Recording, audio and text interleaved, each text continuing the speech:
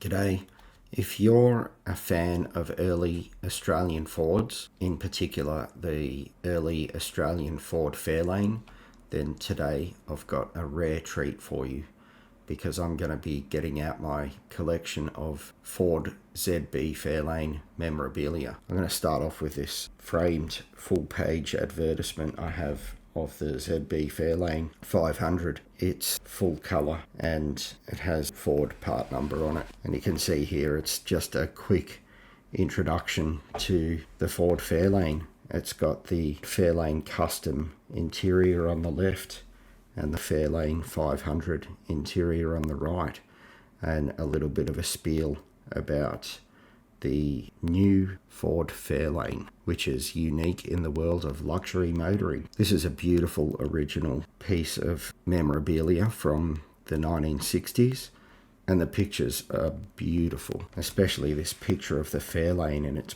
beautiful Zircon green colour. I really love that colour. The next couple of things are these two printouts of ads I found in a 1960s newspaper. I've had these kicking about for around 30 years. I guess when I was 17 years old, I was really excited about having a Fairlane. At the time, rode my bike around to the local university and spent a few hours going through the microfilm copies of 1968 newspapers, and I found these two advertisements. Both of those picture the Fairlane 500. This next item is a unused owner's manual that would have been originally delivered with the car.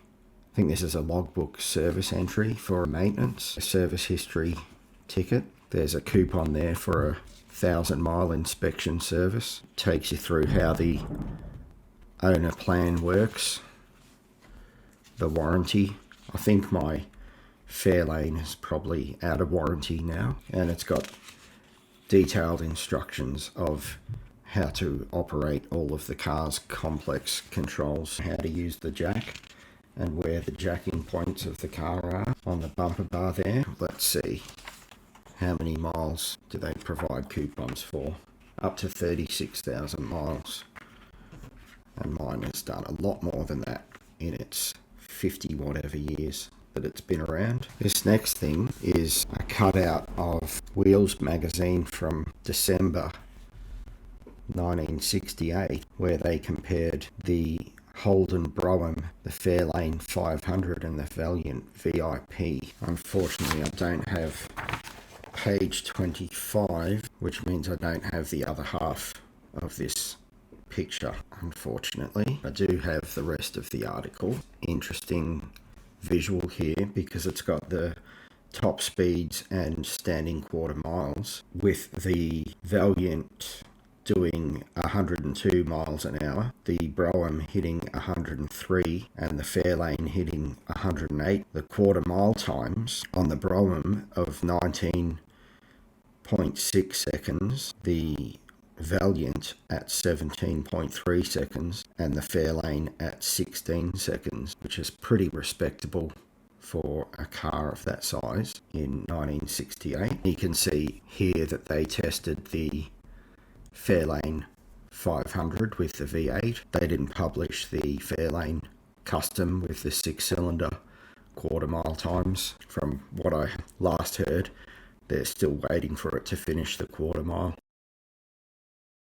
The Brougham was Holden's answer to the Fairlane, rushed out of the factory to try and keep up with the market share that the Fairlane was owning at the time. And in this article, the reviewers went and tested the Fairlane and the Brougham. And look at this picture of the Fairlane over here going around a corner. It looks like those tyres are about to peel off. This guy would have been holding on for dear life to that steering wheel, trying not to slide off his seat. If you've ever driven a Fairlane, you'll know cornering is not their strong point. And once again here, they've showed this image of the Fairlane coming around a corner, and over in the caption here it says, that the Fairlane could be comfortably driven around the corner at 50 miles an hour. I don't know, I've been driving my Fairlane for 35, nearly 40 years, and I don't think I would ever take it around a corner at 50 miles an hour. Once again, these guys tested the two cars on the quarter mile with the best quarter mile of 17.4 seconds on the Fairlane and 18.4 on the Brougham. A fuel consumption of 17 miles per gallon and 15.5 miles per gallon on the Fairlane, and 15.5 miles a gallon is pretty consistent with what I've been getting out of my Fairlane all along, and it's a 6-cylinder. They're claiming a 0 to 60 time of 11 seconds here. The Brougham only had a 2-speed transmission, was still able to get 102 miles an hour out of it. It's actually pretty impressive performance to keep pretty close to the quarter mile times. I reckon if they'd managed to put a 3-speed transmission in the Brougham, they probably would have been able to achieve a much better quarter mile time. My next magazine from my collection is Modern Motor from August 1968. In this one, they've just talked about the Fairlane and done a full road test of the Fairlane 6-cylinder, I think. They tested the Fairlane 500 and the Fairlane Custom with its 6-cylinder in it. They go on to say they were planning to do a review of the Fairlane 500 and then decided to instead do their whole article on the Fairlane Custom because it impressed them so much. I wonder if they managed to do a quarter mile in the Fairlane Custom. They actually did in 18.8 seconds, and they managed to get a top speed of 95 miles an hour out of it. I did show my unmarked owner's manual earlier. I also have these two used owner's manuals with dealership information. This first car was sold in Bacchus Marsh and this second one in Adelaide somewhere. Also got this interesting item. I don't know what this is. Some kind of pin for a tie or a coat or something like that. I'm not sure where this would go. What I do know is that it has the Southern Cross badge as it appears on the hood ornament of the Fairlane, and I imagine this maybe was a salesman's item in Ford. I really don't know. In any case, I saw this in a market somewhere. It's definitely Fairlane memorabilia.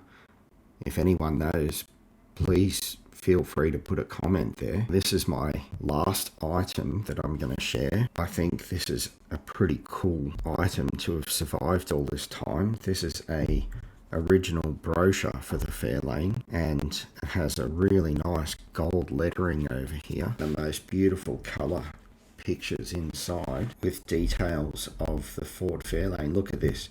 The luxury motor car that more people move up to than any other. That's the same photo of the Fairlane that was on the full page ad that I showed at the very start.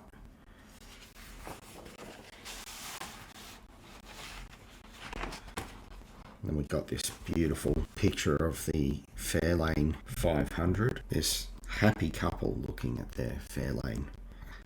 Who wouldn't be happy to have a car like that in their life?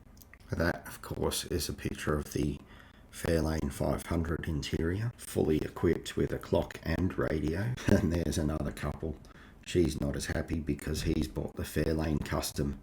You should have lashed out the extra $500, but he's happy. Look at him, he's staring back at his car. They've showed here the Fairlane Custom interior. For some reason, they've shoved about 30 suitcases in the boot, but I think the sneaky Ford people took out the fuel filler neck here before they shoved those suitcases in, because actually there's a fuel filler neck that runs right down on the inside there. That's a little bit of a sneaky photo, that one. Even with a bench seat, that looks still very comfortable. And I just think that's a fantastic photo of the Fairlane on the road, showing off its smooth swift performance. And here they talk about the new 5-litre Mustang V8. And there's another photo of that beautiful Zircon Green Fairlane. This one without a vinyl roof, which I think is a beautiful picture. You can see there the Fairlane hood ornament in that picture, which matches my little whatever this thing is. And then on the last page of this brochure is all of the standard features and options. You can see here the Fairlane Custom comes with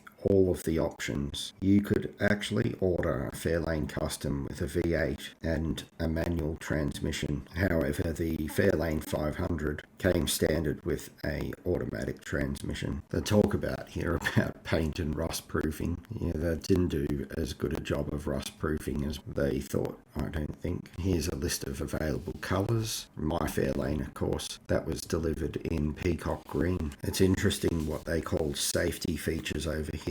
Padded safety sun visors, deeply dished steering wheel with a padded hub, the cushioned instrument panel padding, front seat belts.